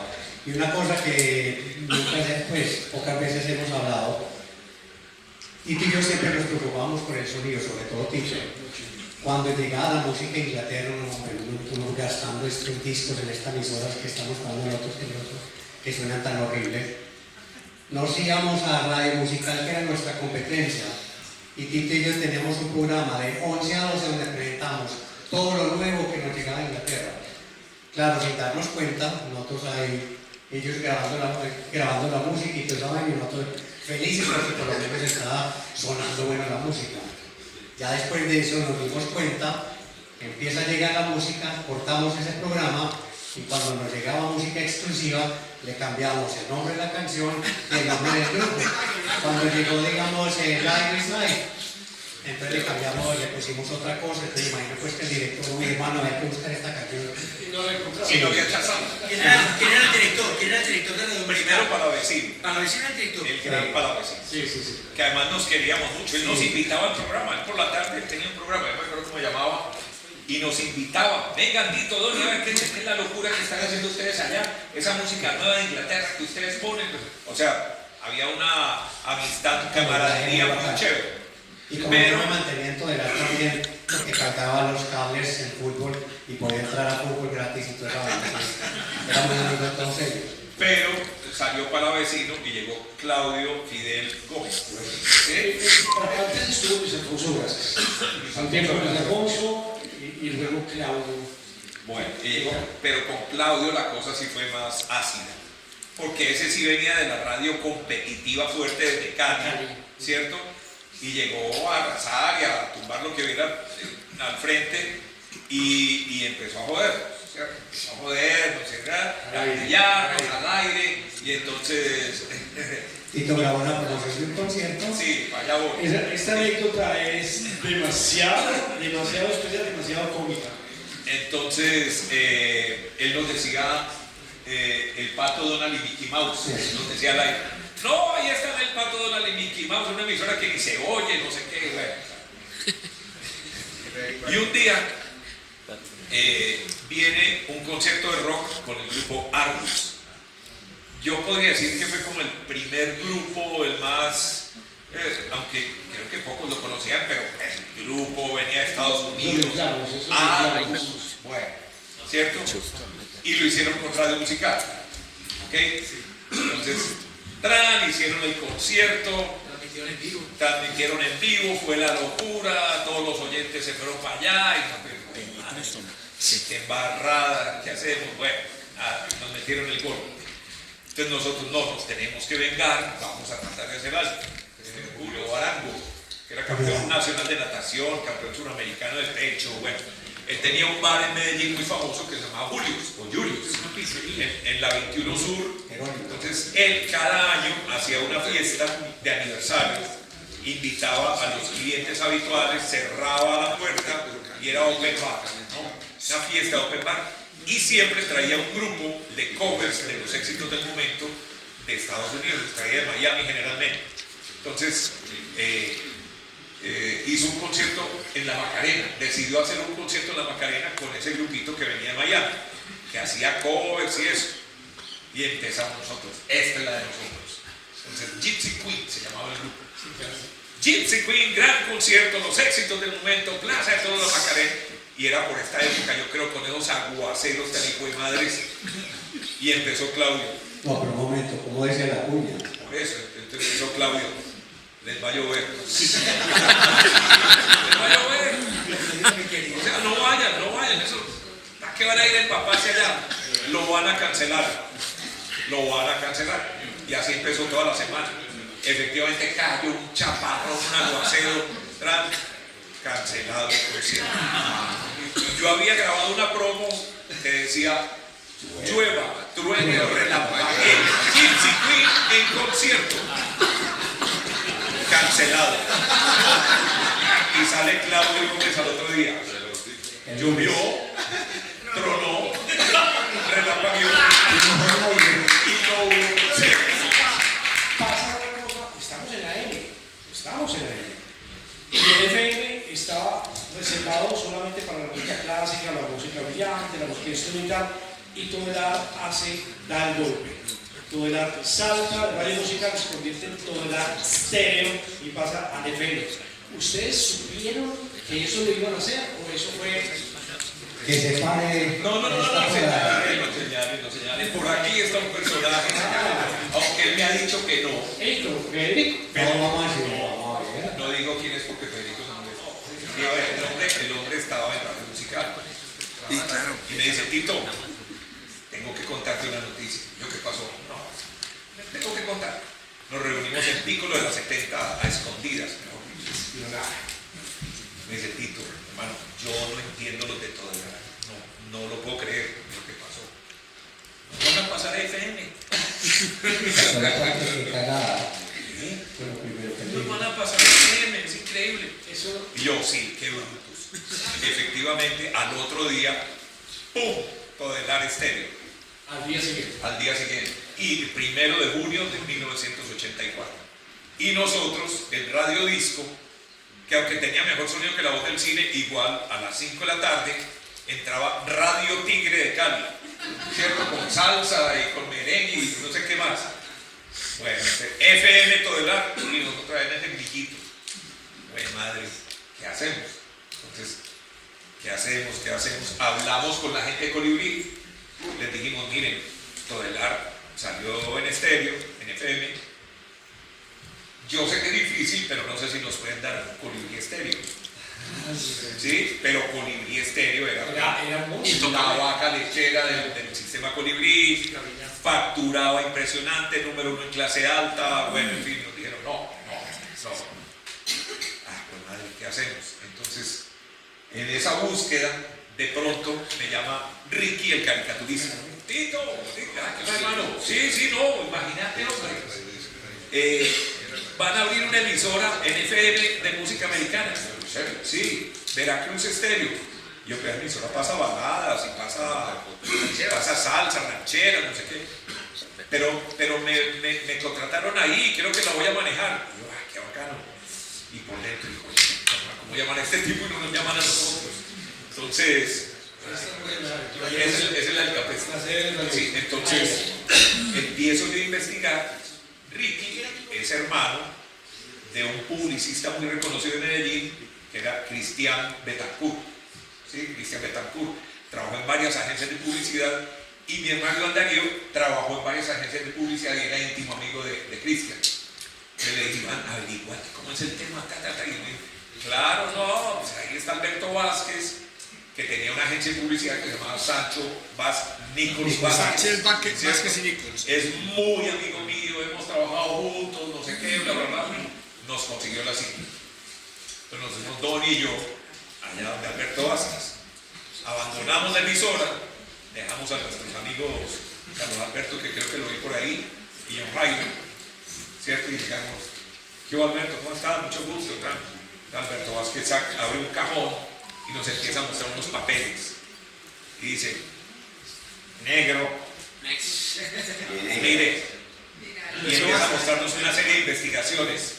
Había hecho investigaciones en los colegios y en los primeros semestres de universidades. Y nos dijo, mire, ustedes son número 1 en colegios, en universidades, en clase alta. Ignacio Gómez. ¿Cómo? Ignacio Gómez. hacía las investigaciones. Y yo digo, ¿en serio? Sí. Y los vamos a matar. Yo, ¿cómo así? ¿Los vamos a matar? Vamos a montar una emisora para acabar con ustedes. No, Alberto, nosotros venimos a ver si nos recibe aquí. ¿Cómo? ¿En serio? Sí. Pero qué tan bueno. Ñanga, pues sí, me da a empezar con Ricky, ¿cierto? Porque finalmente era el que iba a arrancar, pero pues llegamos nosotros los 4 ahí, ¿cierto? Ese día Carlos Alberto sufrió porque en vez de estar haciendo turno nosotros, llegó el gerente de Colibrí. ¿Dónde está Tito? ¿Dónde está Doni? Y nosotros allá en Veracruz pidiendo puesto, ¿cierto? Y Carlos Alberto allá sin saber qué decir. Bueno, el caso es que listo, hecho, de una. Entonces, Y nos ganamos el primer regaño porque Hernán Vélez, que era el dueño de la frecuencia, yo digo, Hernán, necesitamos cambiarle el nombre. Hagan lo que les dé la puta gana, pero ese nombre no me lo tocan, porque con el nombre yo vendí mangueras y me hice rico, conseguí mucha plata, hagan lo que quieran, pero ese nombre no me lo tocan. Pero es que entender, es que Veracruz es una ciudad de México, Veracruz es la finca de los Ochoa. Hagan lo que quieran, chipes, pero no me toquen en el nombre. Está bueno, listo. Él hablaba así. Y Alberto Vázquez, que era un genio, decía, el nombre es lo de menos. Ese nombre lo van a posicionar ustedes al estilo de lo que van a seguir haciendo. Y tuvo toda la razón. coincidió con el matrimonio de Doris, el hermano. Entonces Doris se fue de luna de miel, ¿cierto? Pero bueno, nosotros seguimos trabajando, creamos todo el vestido, todas las cosas en los estudios de Colibrí. Y llegamos 4 de julio del mismo año. Es decir, un mes, perdón, y 4 días después de tolerar este evento. Afortunadamente no alcanzaron a cogernos la ventaja que nosotros pensábamos que iban a hacer. Y ellos no hacían locución, sino que tiraban música nomás. Y la única locución que hacían eran cuando hacían los sábados un top 20 nomás. El resto Estaban tímidos. sí, muy Eran muy Y tímidos. música Me suave. acuerdo que no, y Claudio, que era un huracán al aire, se pasó aquí a esta emisora y empezó a hablar así, tolerar estéreo. Se estilizó. Se estilizó como la radio tradicional, ¿cierto? Y nosotros seguimos haciendo lo mismo de la voz del cine, de radio. O sea, a nosotros no nos importaba que estén en FM. Técnicos. Sí. Ustedes llegan a una emisora que no tiene música y había que montar rápidamente, porque esto fue una operación relámpago. Tito viaja a Estados Unidos, compra la música. Bien. Y Sí, que esa fue una recepción. Tito, váyase ya para Miami, compre la música.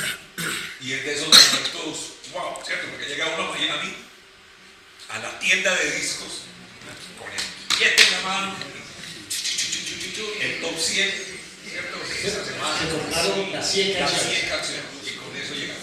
Más los discos de nosotros. ¿Cuál fue la primera canción? Y los que nos llegaba a Inglaterra. Y lo que la llegaba a Inglaterra. ¿Cuál fue la primera canción que sonó en Veracruz? A las 6 de la mañana, como siempre, nosotros no madrugábamos. El que madrugaba era ese señor que está por allá atrás, que va Alberto Ríos. Y el hombre, pues hablaste el micrófono allá, pero el hombre dijo, a ver, estamos arrancando una emisora nueva, estamos saliendo en estéreo. ¿Qué canción ponemos? Pues lo más lógico, la canción lógica. Lógico es la primera canción. Por ahí está la grabación, inclusive tengo toda la grabación del momento y la he compartido en redes del momento en que suena la última balada, entra la identificación vieja y arranca. Tan, tan, tan, tan, tan. Una belleza, una belleza. Se arma un gran equipo, con gerencial, pues con Alberto, el equipo humano de ustedes, o sea, era un equipo envidiable, ¿cierto? ¿En qué momento se diseña el Morning Show, el Despiertes con Veracruz? ¿En qué momento ustedes dicen, hagamos un programa de la mañana? En 1978, cuando yo regreso de Inglaterra o de Escocia, que estaba sonando The Knackers del 78, creo, 78-79. En la voz del cine yo trato de hacer un morning show solo, porque allá todos los morning shows en Inglaterra lo hace una persona, y esa persona hace sus personajes, pero son unos berracos para hacerlo. Yo traté de hacerlo, pero no. Si mucho lo hice 15, 20 días, pero no, deseché eso. Y ya, Sí, yo en el 85, por mi cuenta, dije, quiero ir a ver cómo se hace la radio en Estados Unidos. ¿Por qué? Porque aquí estamos en un círculo vicioso en que yo veo que hace Todelar ve lo que hace no sé quién, ese ve lo que hacemos nosotros, y terminamos copiándonos entre todos. Entonces, en vez de mejorar, lo que estamos haciendo es una espiral hacia abajo. ¿Sí? Porque es la copia, de la copia, de la copia, de la copia, de la copia. Entonces dije, me voy allá, yo quiero ver cómo hacen la radio. Me dieron una licencia remunerada en Veracruz, increíble. O sea, Alberto Vázquez, Una visión. una visión, genio. Si no, pregúntele a Javier. Genio.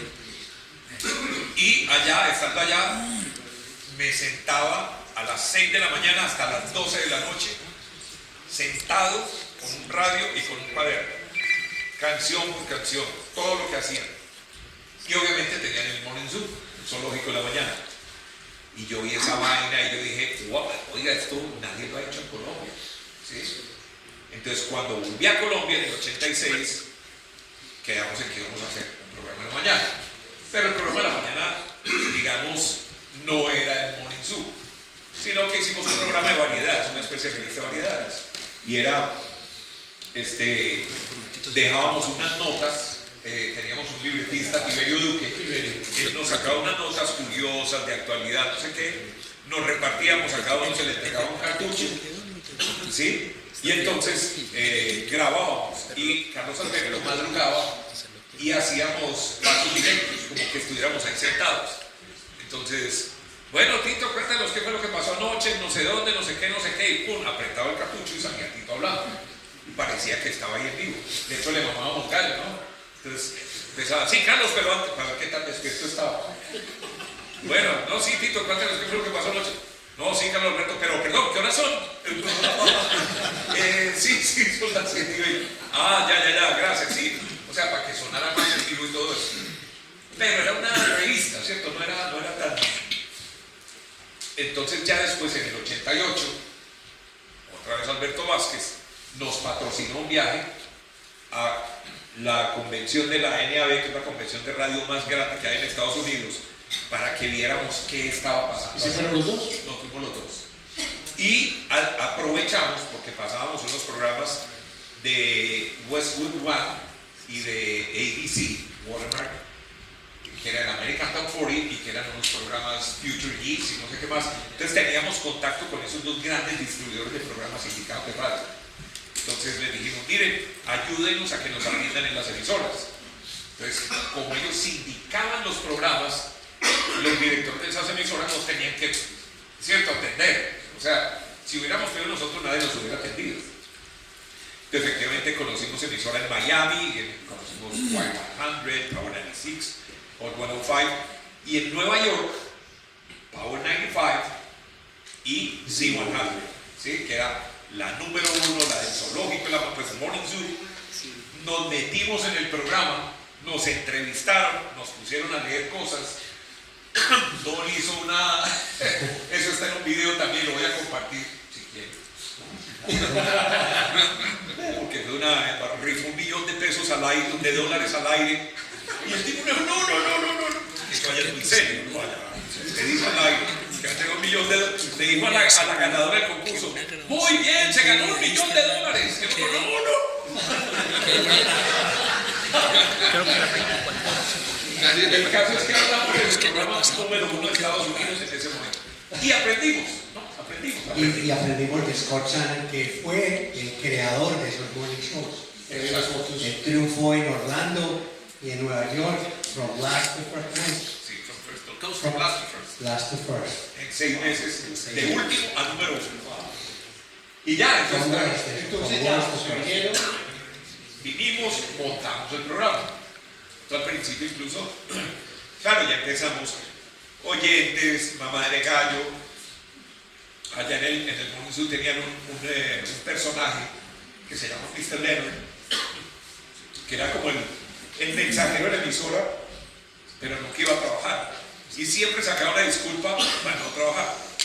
Y nosotros no, tenemos que ser un personaje. Y apareció Mauricio Pérez.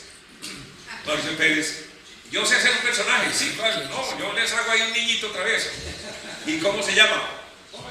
Adoni, cuando era chiquito, y cuando el papá quería mamá le gallo, le decía Pochi. ¿Sí? No, Pochito lindo. Pochito lindo, le pusimos ese nombre al personaje de Mauricio. Y ahí empezábamos con el cuento de los personajes y las risas y no sé qué. En esa época había un tipo de noticias muy importante, de noticias populares. No me acuerdo de cuál emisora.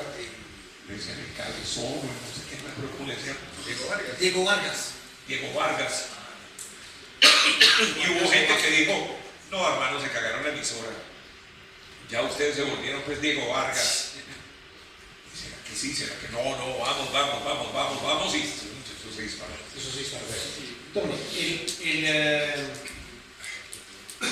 hay un momento donde Veracruz se expande en medios y llega a la prensa, al colombiano, por qué nota, salen los programas de Teleantioquia, y a finales de los 80 también se viene la televisión por cable.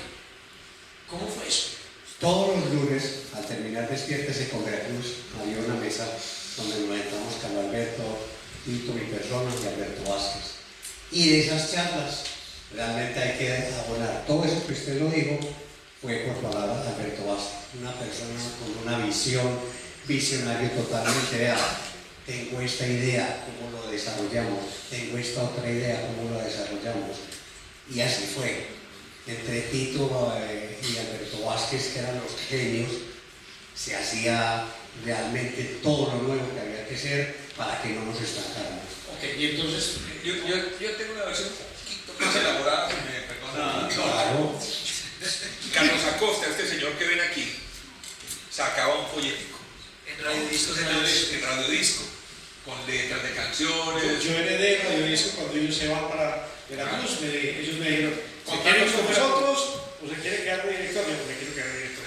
Contanos rápidamente cómo era tu folletico, que repartías por todo lado. Hoy se llaman fanzines. Era un fanzine que tenía por un lado como una biografía y adentro tenía la programación de la emisora y Una noticia, claro. Y eso lo repartían dónde. eso se repartía en almacenes, de ropa, en boutiques, Bueno, en la propia emisora. entonces, No confundir con el pellizco de Carol, ¿no? tenían ese fanzine y Todelar Estéreo tenía un mamonazo que eran las canciones traducidas. I wanna know what love is. Quiero saber qué es el amor.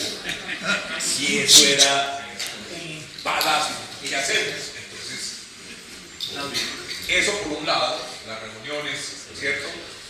Hagamos algo parecido, ¿cómo lo hacemos? Pero Alberto Vázquez dice, yo soy muy amigo de Darío Arizmendi, director en esa época del periódico El Mundo. Vamos a ver si nos dejan allá. Conseguimos una página en el periódico El Mundo. ¿Sí? Ya, ahí sí, la biografía del artista, la letra de la canción, el top 10 y una noticia. Y arrancamos ahí. Y después pasamos al colombiano. Pero esa mente de Alberto Vázquez, es que ese tipo era muy brillante. O sea, no me cansaré de decirlo. Él dijo, a ver, y este es un tema de radio, me perdono que se lo cuento, pero una emisora independiente como Veracruz, que no tiene hermanitas en ningún lado, tiene que defenderse sola contra las grandes cadenas RCN, Caracol, Olímpica, Todelar en esa época, y esas empresas acostumbraban vender publicidad portaleras, ¿cierto?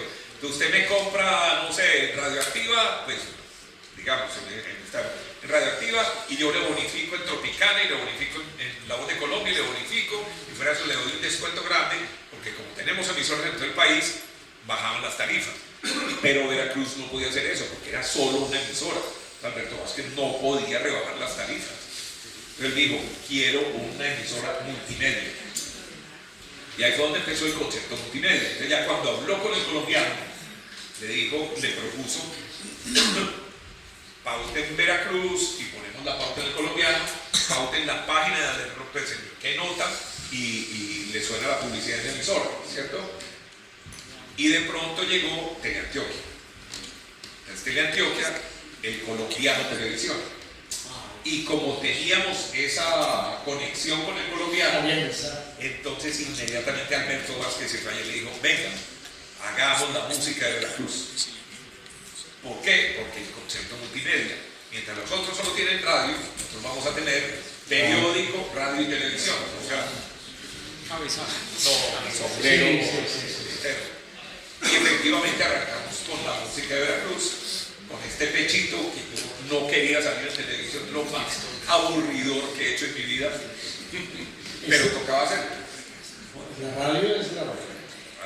Y hay un momento, que ese tema lo quiero tocar acá, dentro de toda esa creación ustedes también participaron, promocionaron muchos conciertos desde Veracruz, o sea, los buscaba Pepsi, los buscaban las grandes marcas para que sus conciertos fueran promocionados. Entonces, si el concierto no era promocionado por Veracruz, Veracruz fue un monopolio, así de sencillo. Si el concierto no era promocionado por Veracruz, las probabilidades de que le fuera bien a ese concierto eran reducidas.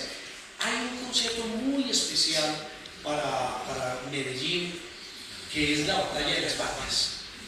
¿Cómo llega Veracruz Estéreo a la batalla de las bandas, ¿sí? A promocionar un evento de ciudad, pero muy alternativo? Bueno, a ver. Cortico, si se puede. Sí, nosotros oíamos batallas de las bandas en Estados Unidos. Ese era un concepto que ya existía, Donny, sobre todo el que tenía con ellas, y las batallas de las bandas. Y la verdad, nosotros queríamos mover el talento de Medellín, queríamos tener artistas de Medellín, y con la venia de los amigos rockeros que hay aquí, ¿cierto? Que además, pues, hasta donde pudimos les pusimos la música, entendiendo que nuestra emisora era de pop, siempre teníamos que buscar que la música que sonara, pues que no disonara, ¿sí? Y aún así tuvieron el especial de Heavy de claro, pero pasar de Madonna pues a un grupo de ultrametal era un poco complicado. Entonces quisimos, se nos ocurrió la idea de hacer un concurso para conseguir artistas de pop, conseguir talentos de pop en Medellín que pudieran sonar en la emisora. Y el premio era grabarles un disco y sonarlo en la emisora. Entonces Alberto Vázquez nos dijo, a ver muchachos, muy buena la idea, pero ustedes no saben hacer eventos. Es decir, ustedes concéntrense en su trabajo, hagan lo que saben hacer, sigan con la emisora, yo consigo quien nos haga el evento. ¿Sí? Y efectivamente consiguió a J.I.B. Limitada, Raúl Velázquez. Raúl Velázquez y Jairo Alba. Entonces, probablemente no le vendió la idea como era, o no sé, y terminó haciendo este festival de rock, y de rock muy fuerte, ¿sí? Eso realmente no era lo que queríamos, pero nos le metimos de cabeza, hicimos el evento, lo promocionamos, nos unimos al periódico El Mundo además, y la idea ilusa era, se publicaba un cupón en el periódico El Mundo para que la gente recortara, llenara con sus datos y votara por el grupo que quería que ganara. Obviamente eso fracasó. Bueno, Veracruz está en su mejor momento. La pregunta: cuando se estaba en La Voz del Cine, en Radio Disco, ¿qué posiciones ocupaban estas emisoras en los ratings y en qué momento llega por primera vez Veracruz a un número 1 en estudios generales en Turismo? Sencillo, en 6 meses. En 6 meses. Arrancamos en julio y en diciembre salió el estudio de la ANDA, Asociación Nacional de Anunciantes de Colombia, y salió número 1. Yo me fui para Bogotá en el 88 a estar en Superestación y después en Radioactiva, y quedó Doni, ¿cierto? Y probablemente ellos dijeron, retiro y ahora qué hacemos. Todos dijimos eso. Pero la verdad es que la emisora estuvo más fuerte cuando yo me fui. ¿Qué hizo Doni ante la ausencia de Tito, que se va para Bogotá y que hace que la emisora se suba, se dispara? Bueno, eso obviamente me dio duro porque Tito Aparte de hace... Sí, eso fue horrible, porque Tito para mí fue parte papá, mi hermano mayor, pues había trabajado con él 13 años, tan es así que yo le jodía a 13, mala suerte. No, pues de esas cosas que logré conformar un equipo con Carlos Alberto Ríos, empezamos a hablar, a conversar qué podemos hacer, lo uno, lo otro, y fuimos muy de buenas porque en poco tiempo Radioactiva saca a la gente de Tolerar Estéreo, que estaban muy fuertes, estaban ya como de número 4 en las encuestas con puro chispún, chispún, chispún. Entonces ellos se van a Radioactiva y nosotros Claudio, Alviro hace una cantidad de cosas y como que no obedece el formato musical que quería Villalobos. Entonces yo llamo a Villalobos, Villalobos, Alviro no le está poniendo la música que usted quiere, no le está con chispún, chispún. Estando en Radioactiva Villalobos como director del sistema. Imagínate. Tony lo dejó poner de qué. Imagínate. Entonces él le llama así, empieza a escucharle, Albeiro, no, nada, para afuera ese chispún que yo no qué. Entonces empezamos nosotros a tirar el chispún y fue el rating más alto, me acuerdo, de la crisis de 26 puntos, segundo La Voz de Colombia como con 12 y Radioactiva por allá abajo. Pero yo creo que hubo también súper clave que fue el programa de la mañana del despierto ese culiado, ¿sí? ¿Por qué? Porque ahí llegaron una cantidad de personajes, ¿cierto? Y era Juan Machado que... Machado estaba en su mejor momento, pero ya Sí. esta es obligatoria. Otro boom que hubo fue el del rock en español, ¿cierto? Y entonces con eso hay todavía revolturas. ¿Fue muy duro o fue una decisión tranquila de decir, vamos Otra idea de los doctores. Alberto Vázquez? Alberto Vázquez nos reúnen los lunes. Tienen que poner rock en español, eso está gustando, a mis hijos les fascina, pero no les van a creer a ustedes. ¿Qué vamos a hacer? Vamos a sacar a Carlos Alberto Acosta de Superestación, que va muy bien con su música alternativa, su rock en español, su punk, su new wave. Nos llevamos para Veracruz TV Cable Y en imagen de rock en español nos la traemos Pipi Trujillo, que Veracruz Estéreo, nos limpiamos la mano y para adelante. Y así fue. Contigo porque no hay mucho tiempo. Sí, estamos de acuerdo o no. Sí, no, que ante la evidencia no había nada que hacer, pero también era cierto que nosotros le hicimos el fo al rock en español. Sí. Entonces nuestros oyentes sabían que no, por lo menos, no sé qué no nos gustaba, pero que no éramos los adalides del rock en español. Que no iba a sonar bien. Sí, que iba a sonar muy raro, nosotros de un momento a otro volteáramos así, entonces llegaron los dos íconos, ¿cierto? Carlos y Vicky, y se fue, y le hizo la Y por haber hecho acabaron las Ah, sí, Exacto. sí, eso fue Y llega la televisión por cable. ¿Cuál era el proyecto de Veracruz por cable? Pues hasta donde yo sé, Alberto siempre muy inquieto con su multimedia y vio la oportunidad junto con otros socios, se abrió la licitación para canales de televisión por cable en Colombia, que eso no existía, ¿sí? Y se ganó la licitación Veracruz.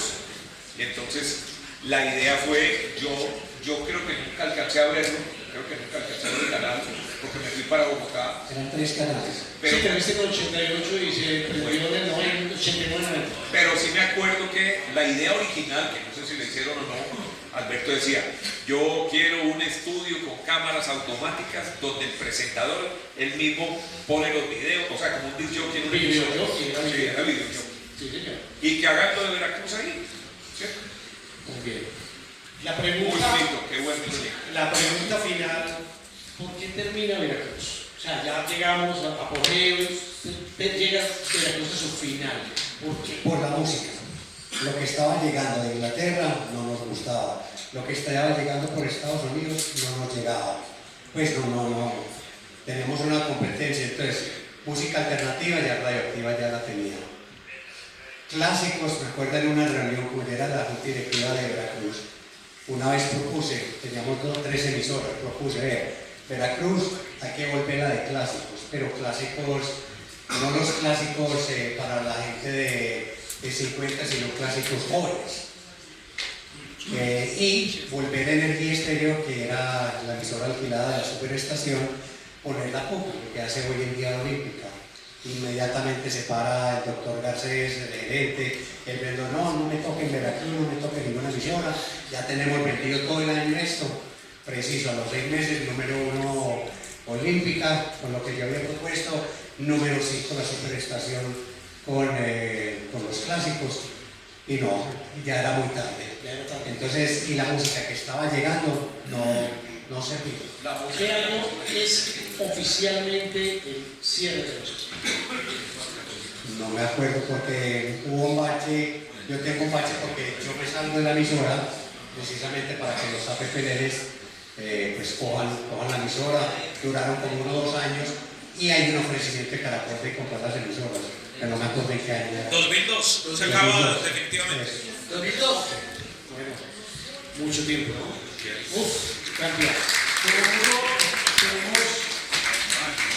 Tenemos un pequeño reconocimiento por esos 50 años de carrera radial, por habernos cambiado la vida, por haber transformado nuestra historia, por ser parte de la banda sonora de nuestras vidas.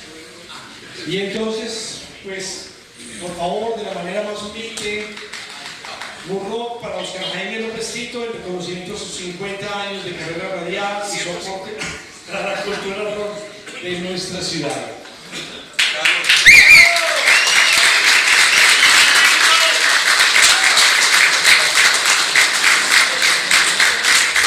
Y obviamente Murrock para León Miranda, el reconocimiento de sus 50 años de carrera radial y su aporte a la cultura rock de nuestra ciudad. Octubre 22 de 2025. Y también Tito y Doni nos quieren hacer un regalo al museo, una donación muy emocional, muy valiosa. Y quiero que sea Tito en este caso, que nos cuente. Esta pequeña grabadora que ven aquí, Doni tenía una muy parecida y esta era la mía. En esta grabadora, mucha de la producción que se escuchó en la voz, bueno, en mi primer programa de radio, en La Voz del Cine, hasta Veracruz Estéreo se hicieron ahí. Cantidad de grabaciones, de promociones, de comerciales, de cuñas y lo mejor de todo, las transmisiones de muchos conciertos. Yo grabé, por ejemplo, como el dije ahora, Asunto, grabé conciertos de Nash y siempre estaba con esta grabadora para arriba y para abajo siempre que había un concierto. Entonces me parece una belleza y para agradecerles a todos y al museo por haber hecho esto, es que esto es increíble. Esto no lo tiene ninguna otra ciudad, es por el rock, es por la música y pues quiero entregar esto aquí como regalo personal. La verdad, me duele un poquito.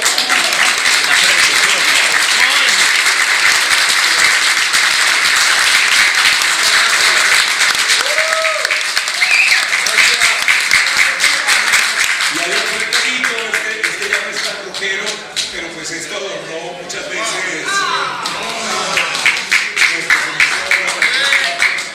y son calcomanías de emisoras de radio de Estados Unidos, de Colombia, y esto también lo estamos donando para el museo. ¡Bravo! ¡Bravo!